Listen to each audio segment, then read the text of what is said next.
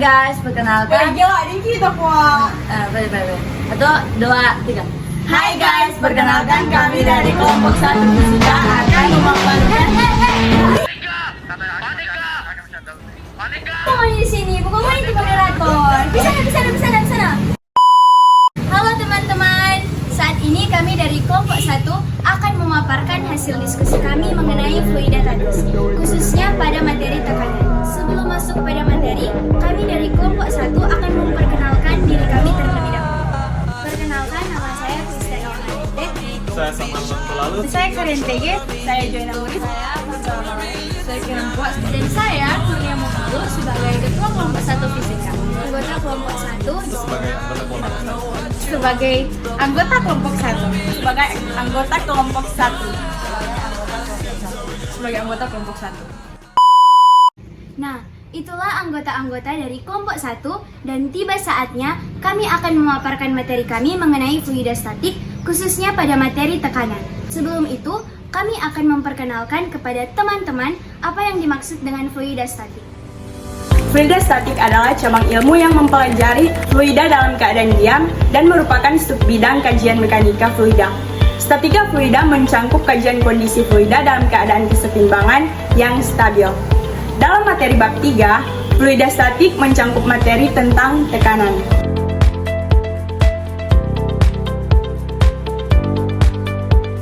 Tekanan sendiri adalah besar gaya yang bekerja setiap satuan luas bidang di mana gaya tersebut bekerja. Besar tekanan dipengaruhi oleh besar gaya dan luas bidang yang ditekan. Semakin besar gaya yang bekerja pada bidang, maka tekanan semakin besar. Namun, semakin besar luas bidang yang ditekan oleh gaya yang bekerja, maka tekanan yang diterima semakin kecil.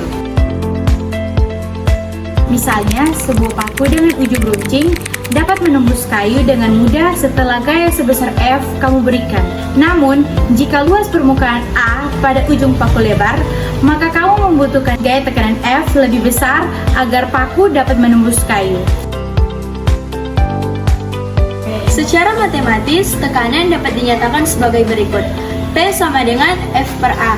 P yang adalah tekanan atau satuannya adalah Newton per meter kuadrat, F yang adalah gaya tekan yang satuannya adalah Newton, dan A yang adalah luas bidang tekan yang satuannya adalah meter kuadrat.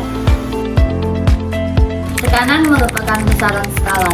Satuan tekanan antara lain adalah Pascal, bar, atmosfer, dan sebagainya. Kita masuk ke dalam contoh soal yang pertama. Misalnya, sebuah sekop semen memiliki luas 450 cm². Menekan adukan semen dengan gaya sebesar 10 Newton. Besarnya tekanan yang dialami adukan semen dari sekop semen adalah, seperti yang diketahui, A atau luas adalah 450 cm² atau 0,045 meter kuadrat.